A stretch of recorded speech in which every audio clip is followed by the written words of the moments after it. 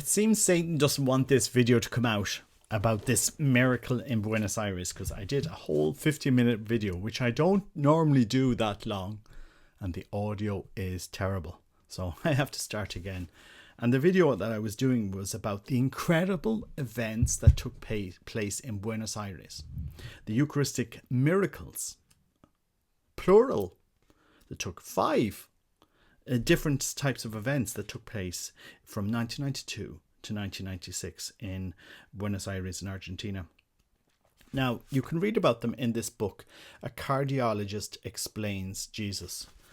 And my video was so long that I read through all the details on this, but I don't have the time now to go back and give you all of the detail.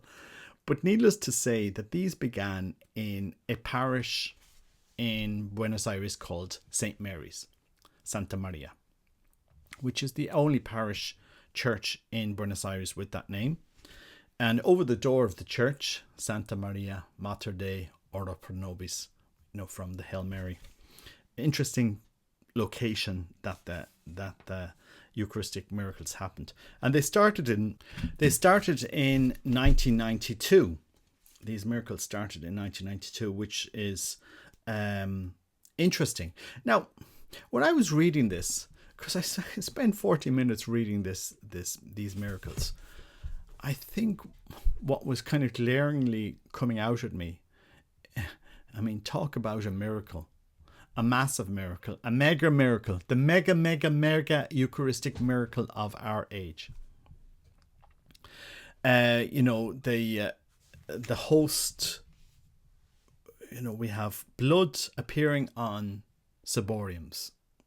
So, okay, 5 different signs, 5 different events in the one parish. Okay, 5.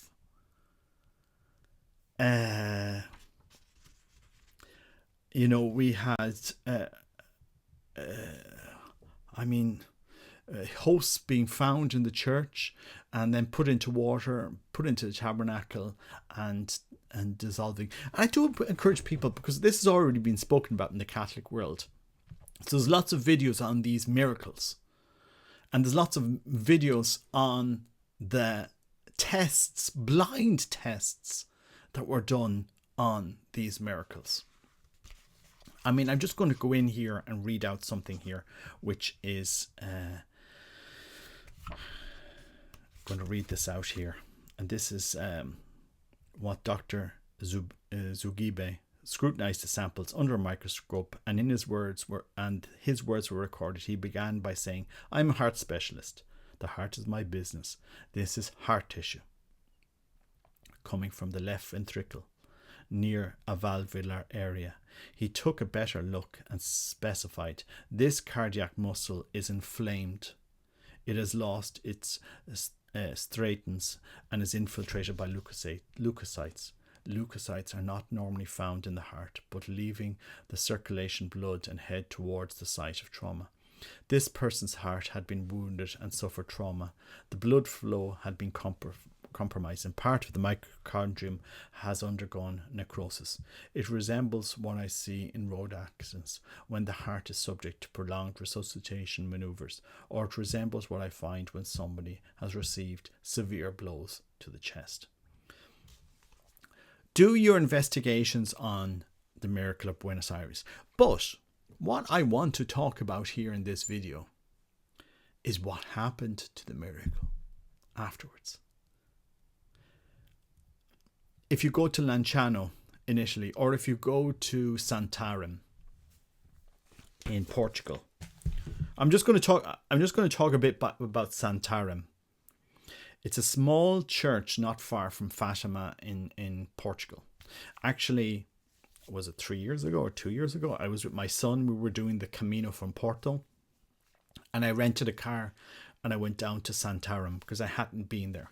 And I kind of want, you want to educate your kids on the faith, bring them and show them and stuff like this. Although I don't know if they take heed, but you plant the seeds as much as you can. Anyway, we went to this church I wanted to do a video on it, but they didn't want any video recording at all in the church, which is fine because there's loads of photos and videos of the Eucharistic Miracle of Santarém.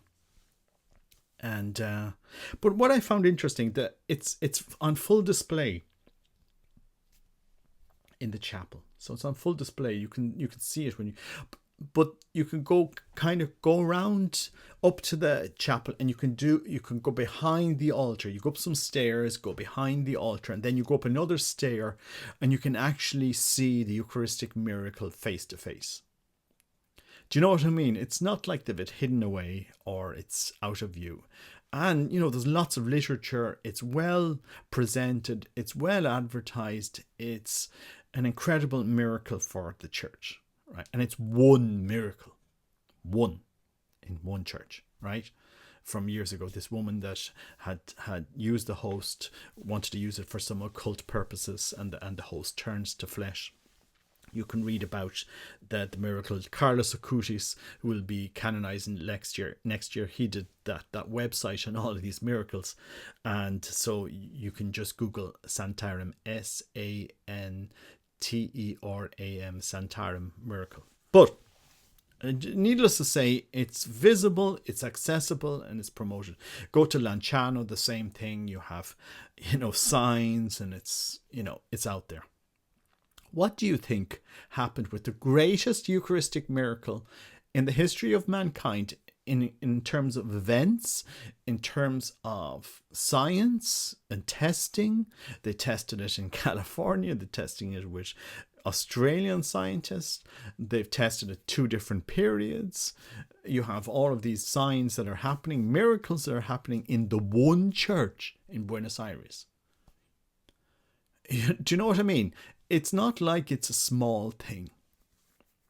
And it happened to be and all of this is happening, started happening just as the present Pope started working in that diocese, in the sense that he became auxiliary bishop in 1992, just before the first miracle. I'm not saying it's all connected. I'm just saying, hold on a second, you have this massive miracle. Massive. I mean, in the sense, it's a massive piece of it's a massive story for the Catholic Church. What do you think they did with the miracle? Well, they put it behind a bricked wall. They put this miracle behind a bricked wall. And they never called it a miracle. The Archbishop refused ever to say it was a miracle.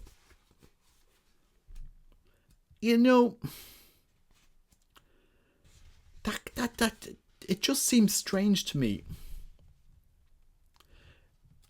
And I know there's a lot of critics of Pope Francis, but this is what they this is the sign they put up in the chapel. They put up this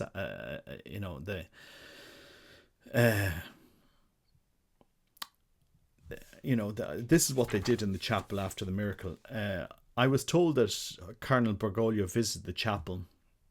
I'm reading from this book. A cardiologist examines for 1 hour of Eucharistic adoration once a year. The parish also published a card showing Cardinal Bergoglio seen from behind and turned in prayer towards the tabernacle, behind the unmistakable 4-petal monstrance.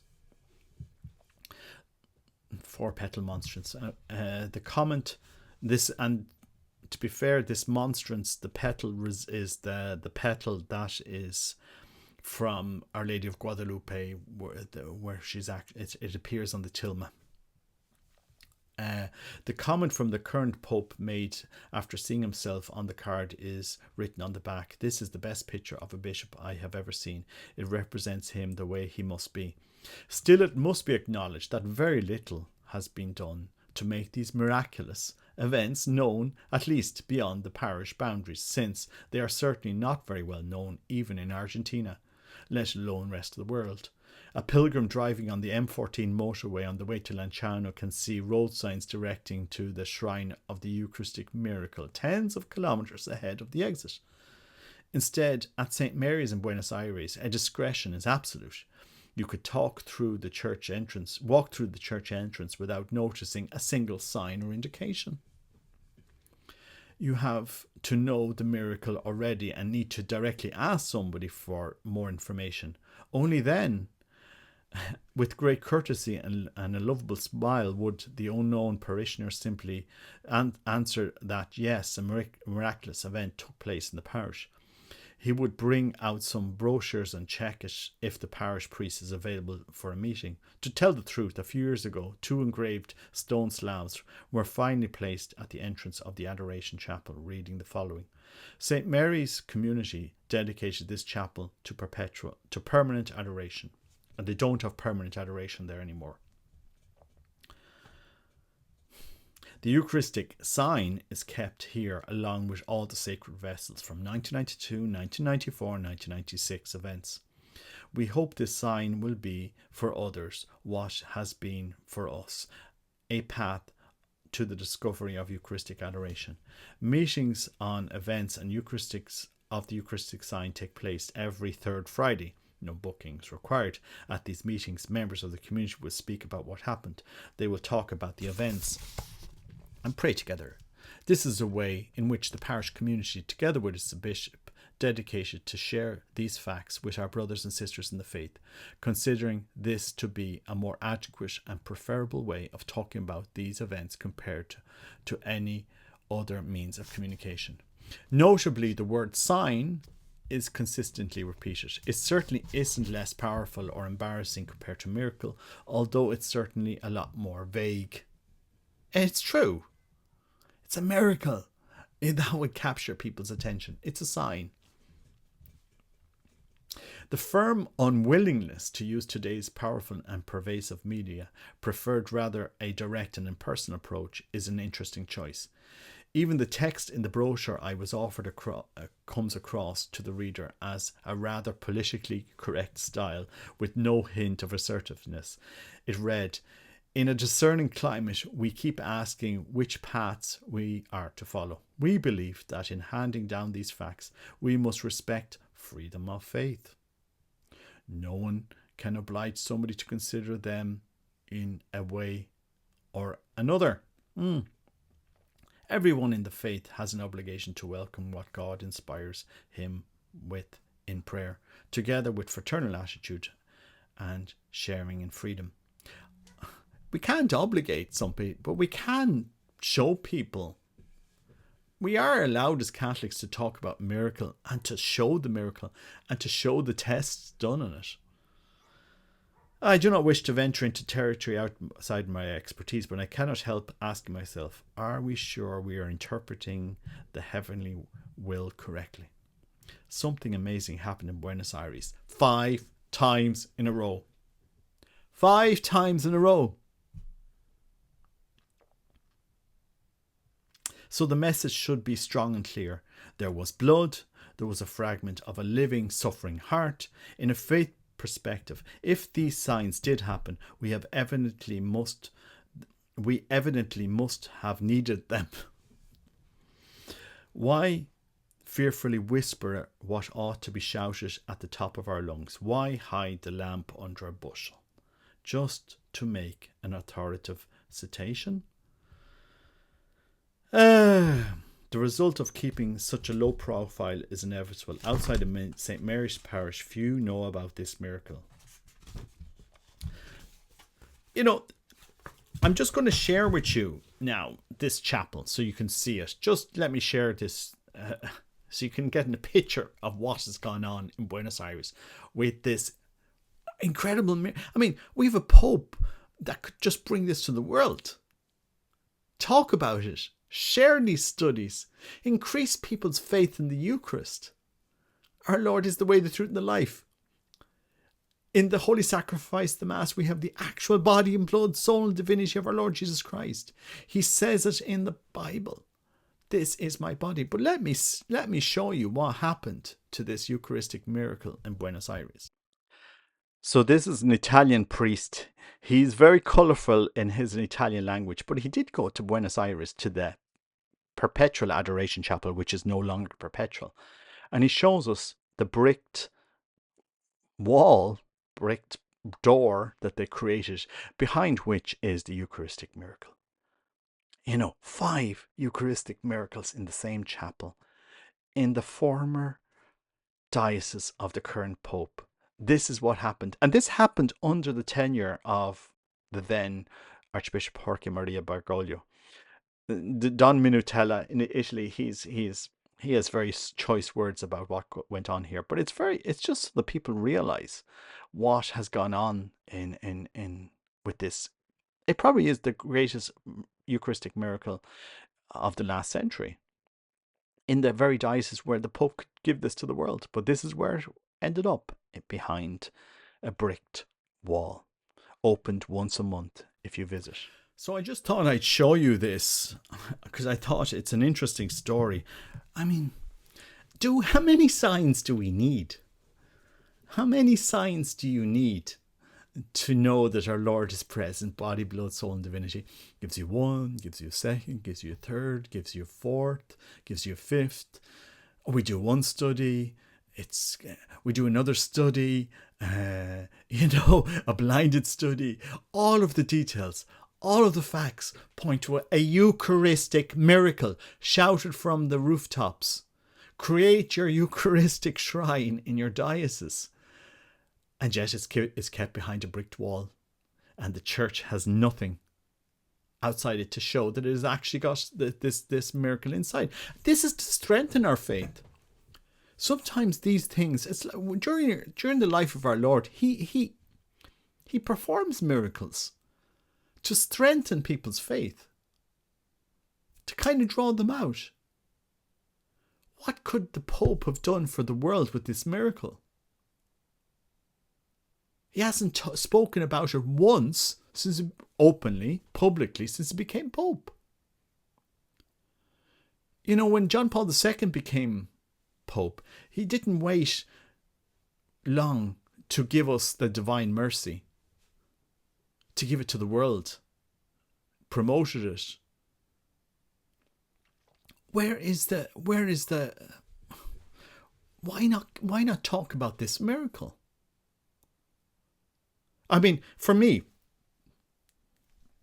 without a shadow of doubt, it is the greatest Eucharistic miracle in the history of the church, of that kind, because you have 5 different events. Do you know what I mean? You have 5 different events, and they waited so long and they did so many studies. You just can't just ignore it. Or fabricate it. Like if somebody was going to fabricate this, well, they've gone to an incredible amount of ways of fabricating. I think it's for our time, and I think it was given to the Pope for a reason, to strengthen the church in belief in the true presence. But the Pope hasn't done it. The Pope hasn't used it. Now that's up to him. I don't know why you wouldn't. You can bring it to the world and say to us, this is what happened in my diocese when I was Archbishop. We had this church, St. Mary's, and we had these Eucharistic miracles, and we did these tests, and we have we have this miracle to give to the world.